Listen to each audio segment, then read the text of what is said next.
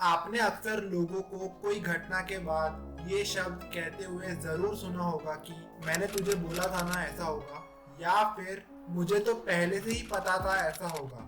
जब भी हम किसी इवेंट या घटना के होने के बाद ऐसा बोलते हैं कि मुझे तो पता था ऐसा ही होने वाला है, तब हम majority of the times hindsight बायस के शिकार हुए होते हैं। पहले हम हाइंडसाइट इस वर्ड को समझ लेते हैं। हाइंडसाइट वर्ड दो शब्दों से बना है। हाइंड मतलब पिछला और साइट मतलब देखना। हाइंडसाइट बायस एक ऐसा पक्षपात है जिसमें लोगों को किसी घटना के होने के बाद यह आश्वासन होता है कि घटना घटित होने के पहले से ही उन्होंने उस घटना का अनुमान लगा लिया था। अगर आप इस डेफिनेशन से डर गए हो तो आपको कुछ एग्जांपल से ये चीज समझाने की कोशिश करता हूँ।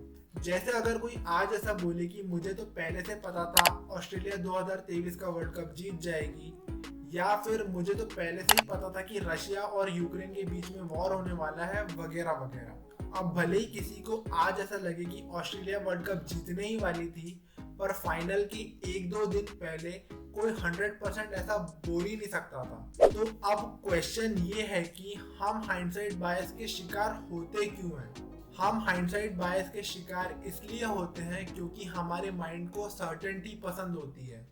हमारे माइंड को ये आश्वासन चाहिए होता है कि हम अच्छे फ्यूचर प्रेडिक्शन कर सकते हैं।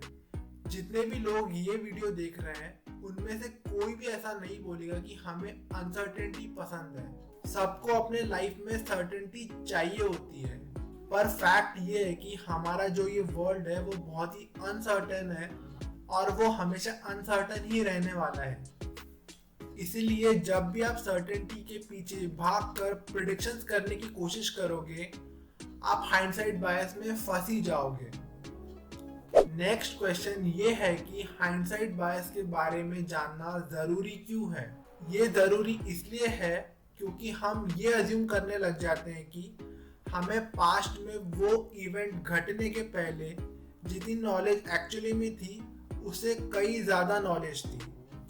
यानी हम इवेंट होने के बाद में अपने नॉलेज और एक्सपीरियंस को ऑटोमेटिकली एडजस्ट कर लेते हैं, जिससे हमको ये भ्रम हो जाता है कि हमें घटना के पहले कोई भी चीज का ज्यादा अंदाजा था, जिसके दो बड़े नुकसान हैं।